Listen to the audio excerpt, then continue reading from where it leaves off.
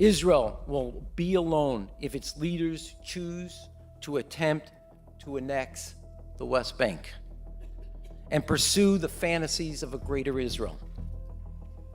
For endless conflict is divorce and occupation.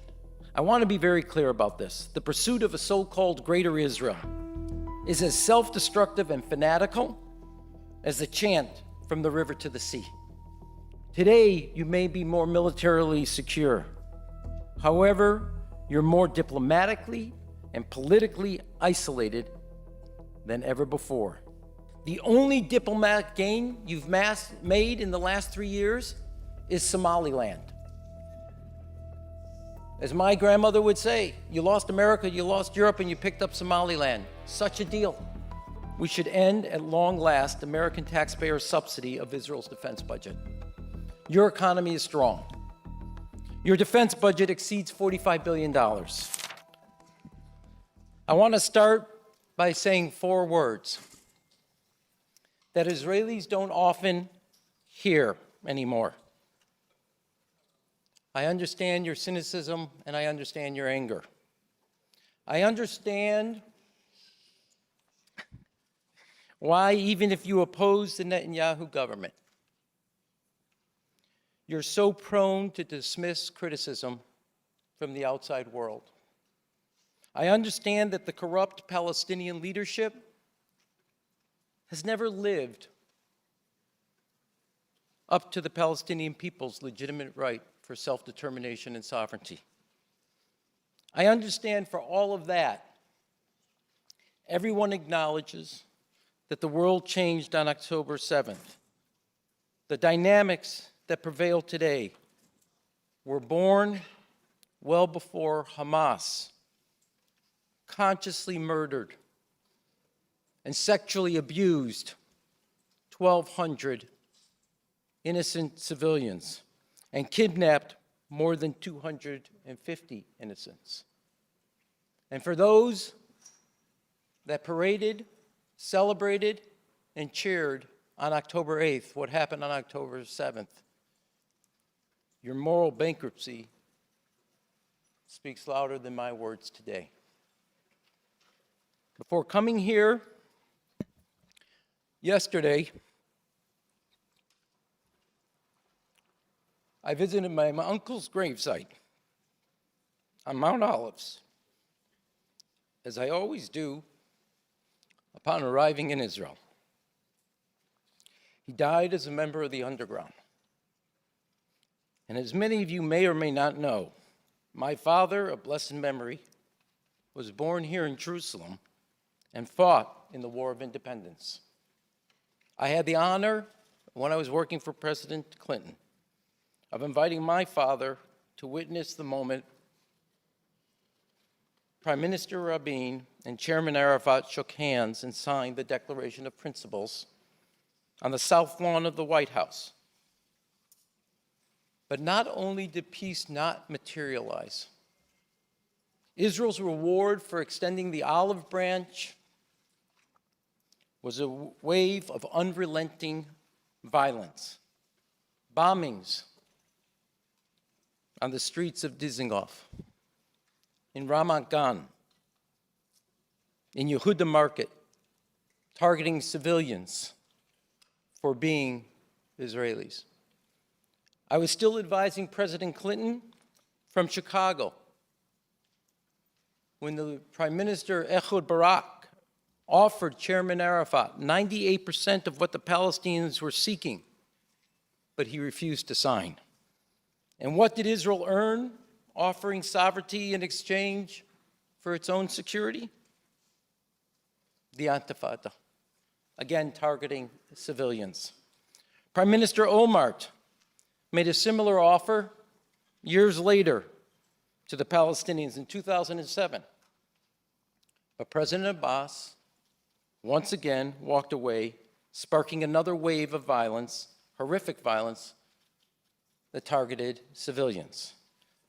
3 times in the 90s and 2000, Israel, you have offered the Palestinians sovereignty in exchange for your security.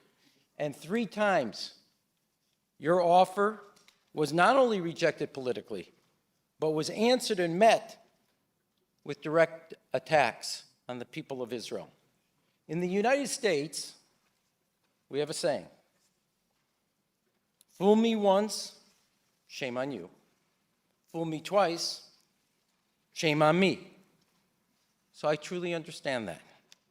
But even while acknowledging that history, the path forward cannot be shackled to a past defined exclusively, consumed solely by recriminations. I came here from Chicago to tell you directly where things need to head if we are going to maintain the historic alliance between two democracies. Without question, the alliance is at a crossroads. It cannot stand or survive as it has been. To maintain the strength of our ties, this alliance needs significant changes and a new direction. Let's start by reviewing recent history. Over the last 5 years, Israel has evolved from being known as the startup nation to becoming, in the Prime Minister's own words, a modern-day Sparta.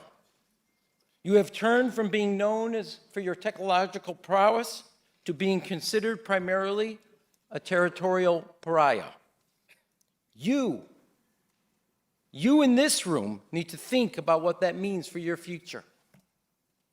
The United States has been your foremost and steadfast ally since Israel's birth and its founding.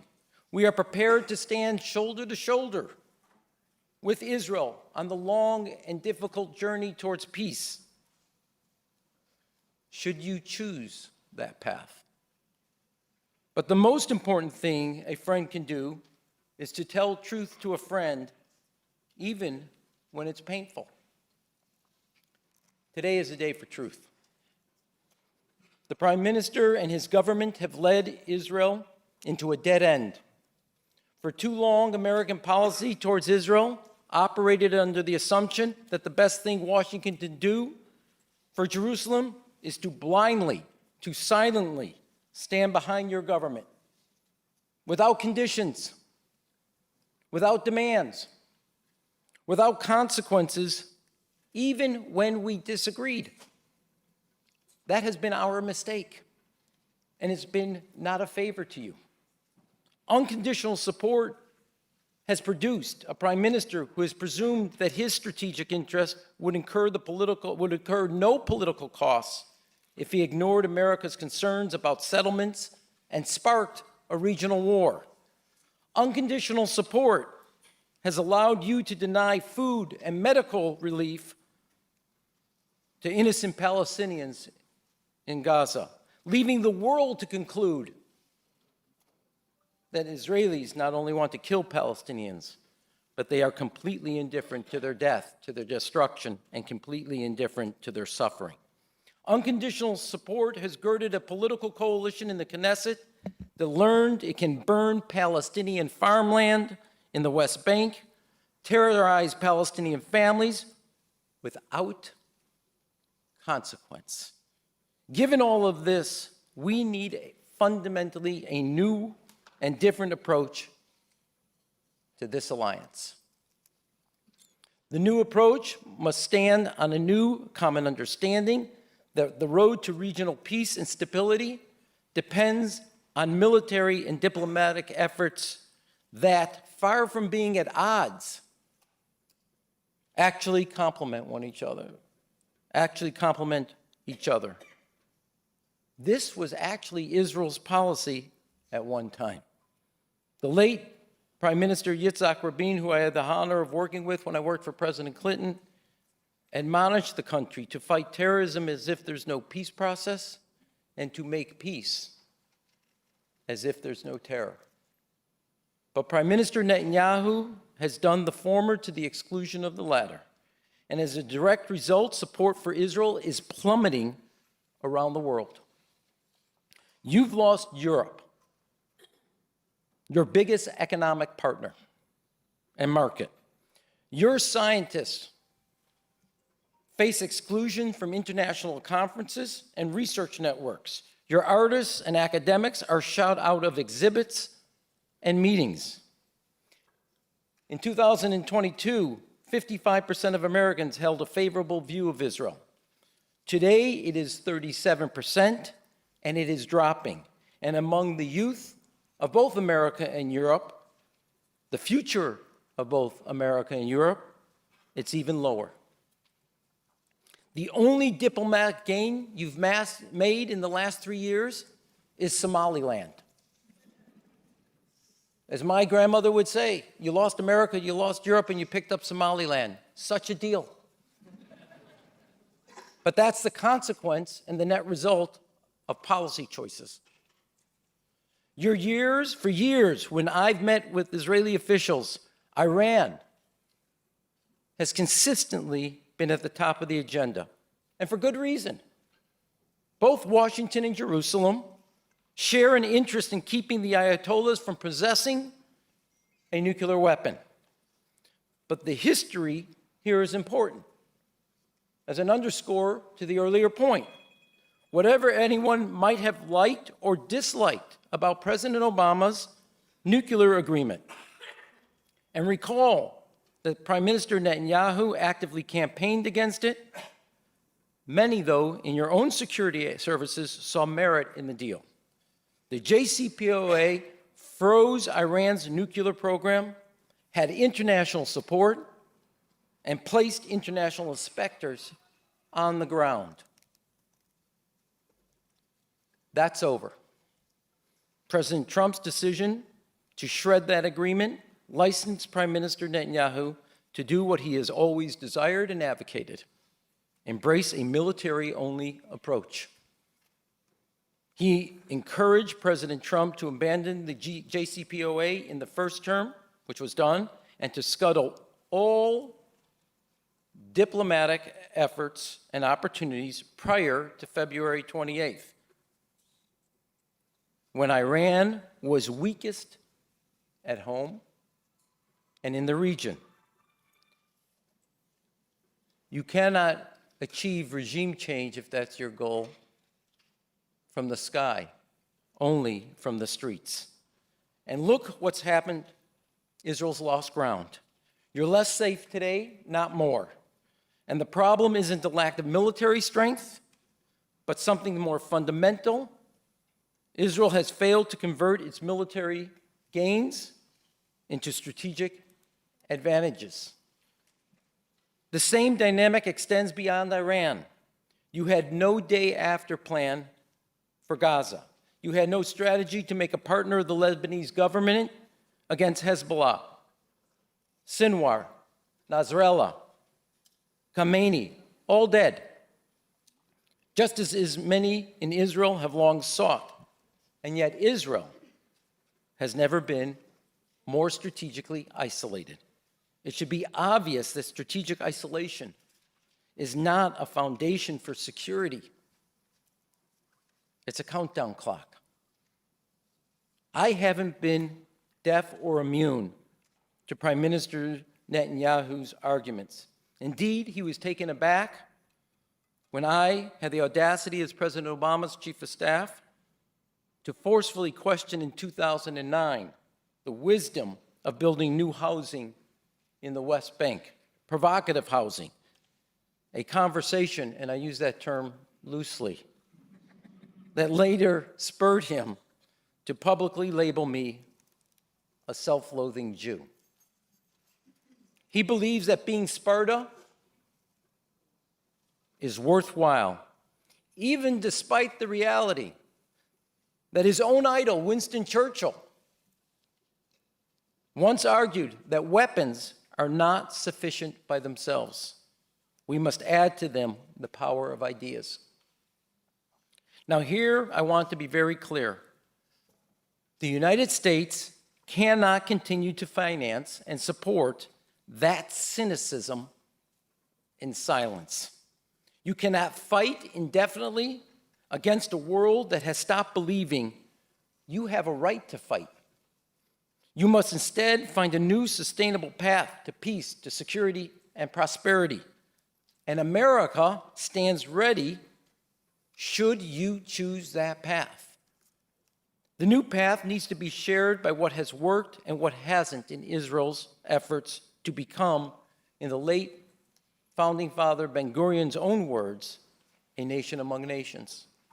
Through the decades, Jerusalem has pursued three distinct strategies. The first is unilateral action, which almost always creates instability. Think Lebanon or even Gaza after your withdrawal in 2005, which got you Hezbollah and Hamas, respectively, in the north and the south.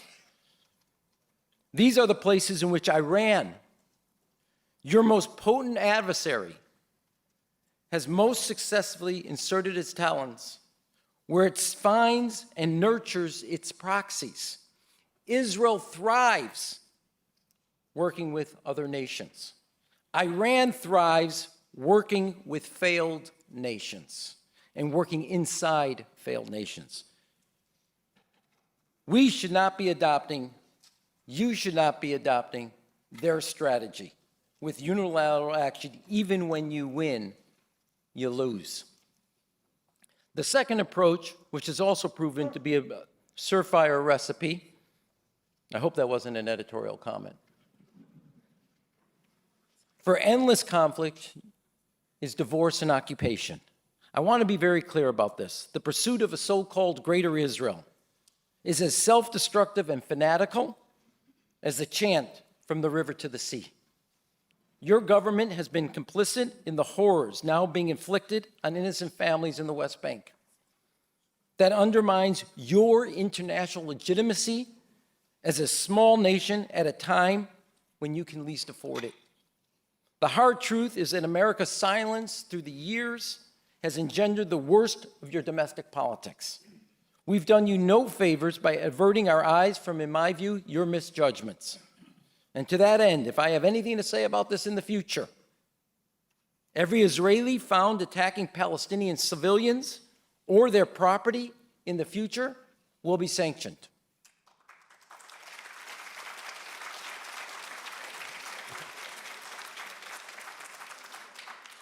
Hold your applause because you may not like this. Every Israeli government official who supports such violence will be sanctioned.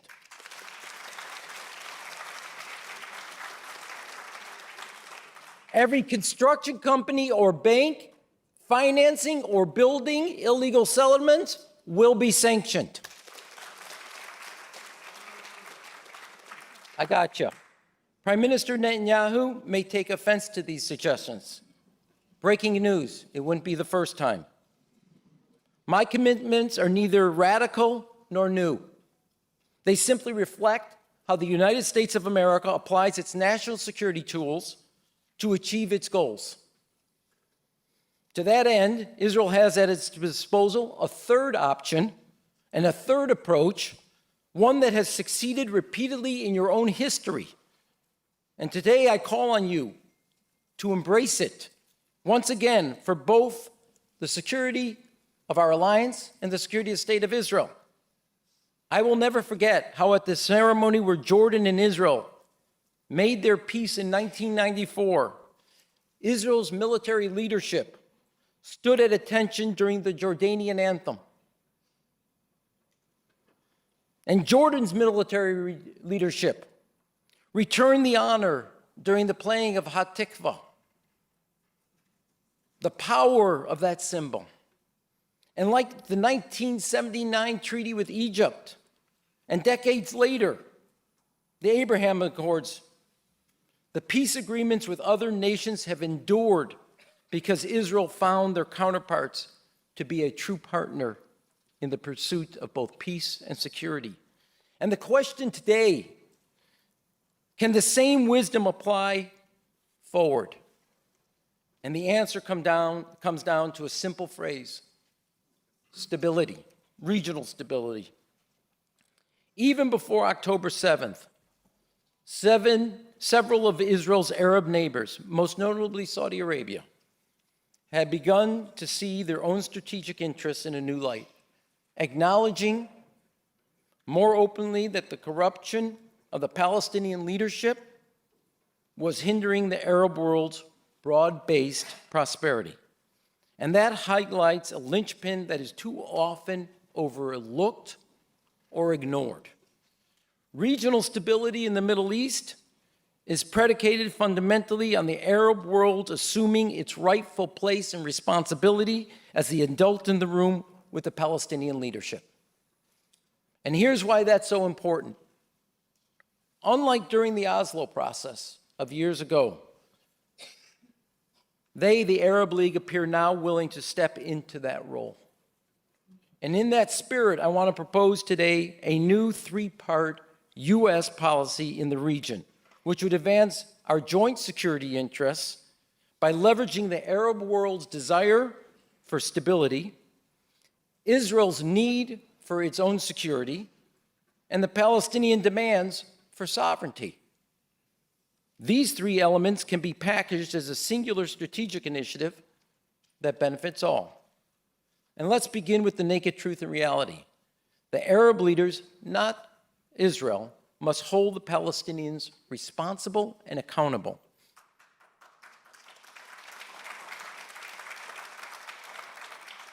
For their actions and for being a true partner in peace.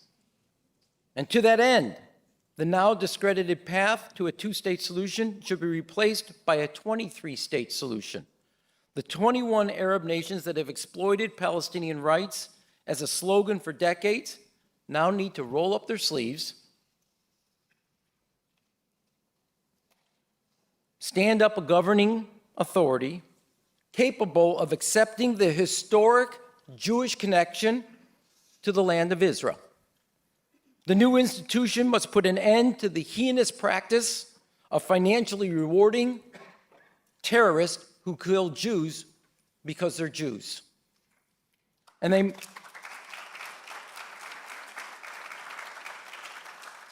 must do the most important thing as well, stop teaching their children, the future of their country, to hate Israel.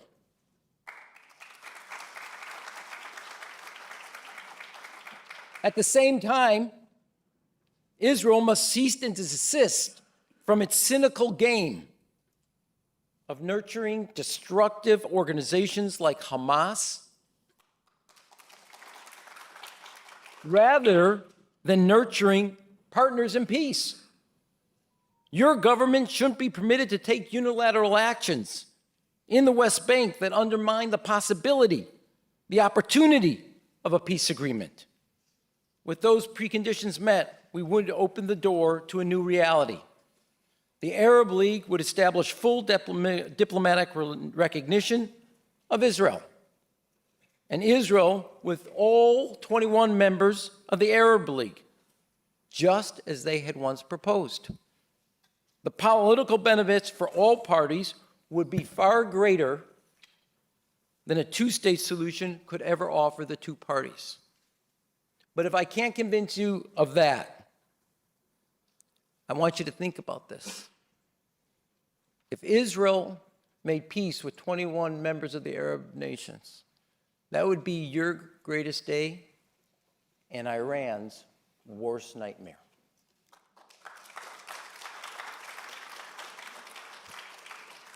I understand why Israelis would be reluctant to engage again. I get it. The terrible atrocities, the unspeakable horrors of the violence and sexual abuse and the killings on October 7th are seared in your collective consciousness. And they have convinced many Israelis that the Palestinians want only to kill them. And after the last 3 years of war, the Palestinians are convinced that is all that Israel wants to do to them.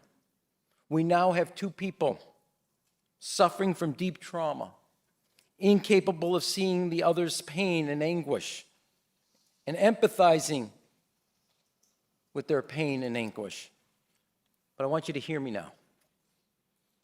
Israel will be alone if its leaders choose to attempt to annex the West Bank and pursue the fantasies of a greater Israel.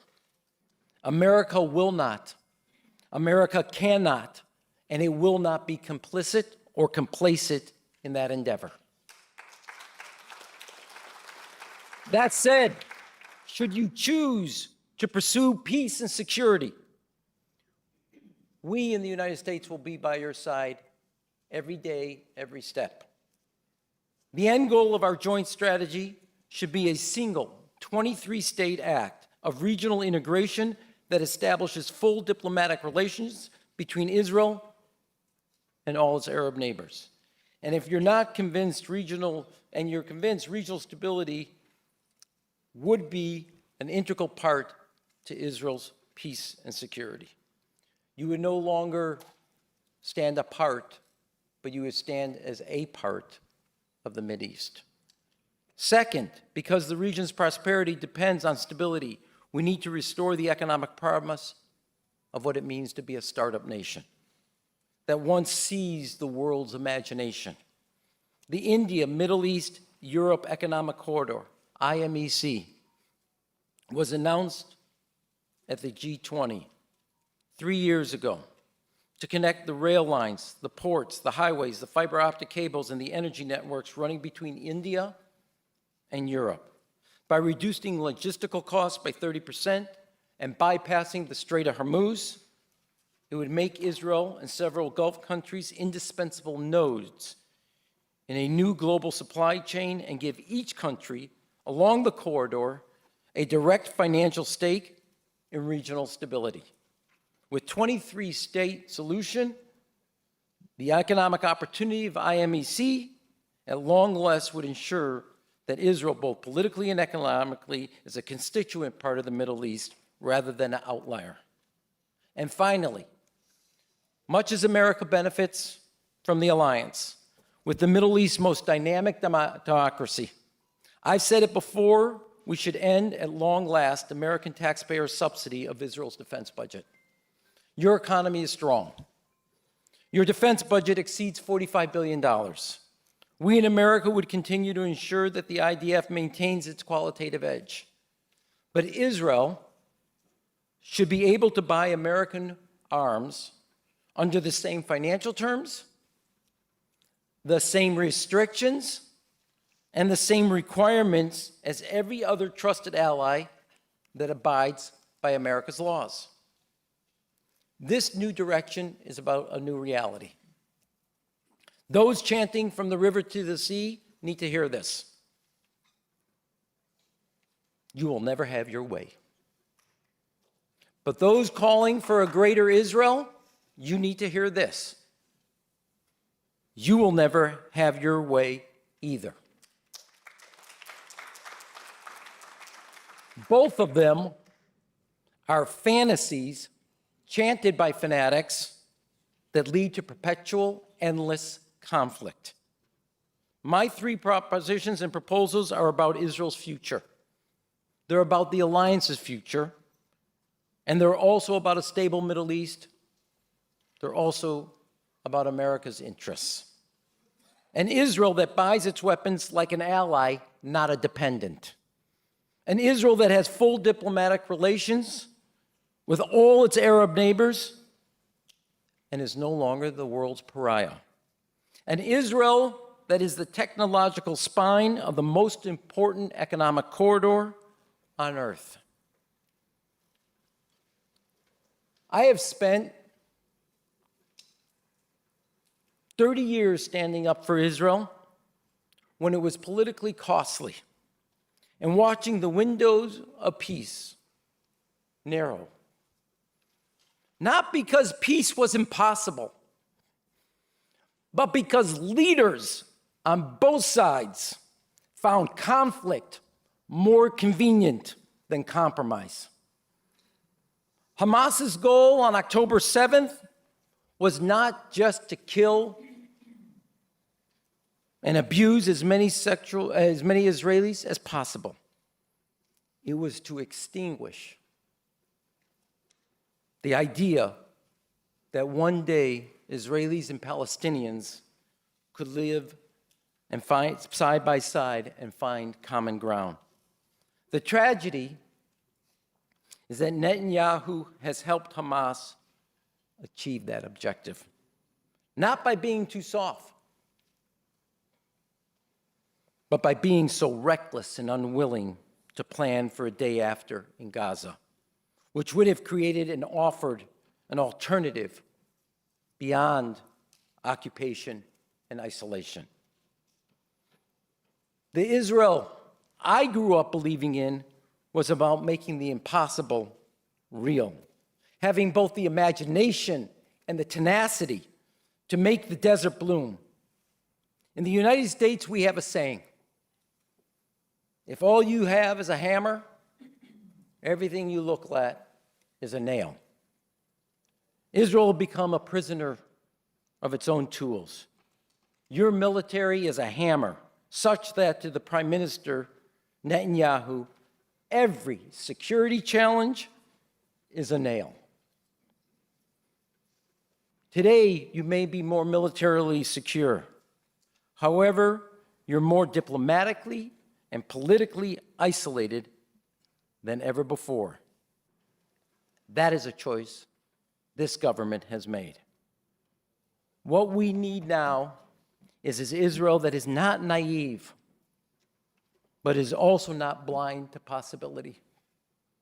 An Israel that will work with Arab partners and Palestinian partners alike in a 23-state solution with Palestinian self-determination and Israel's security is the only way forward. We in America just celebrated our 250-year anniversary. Thank you.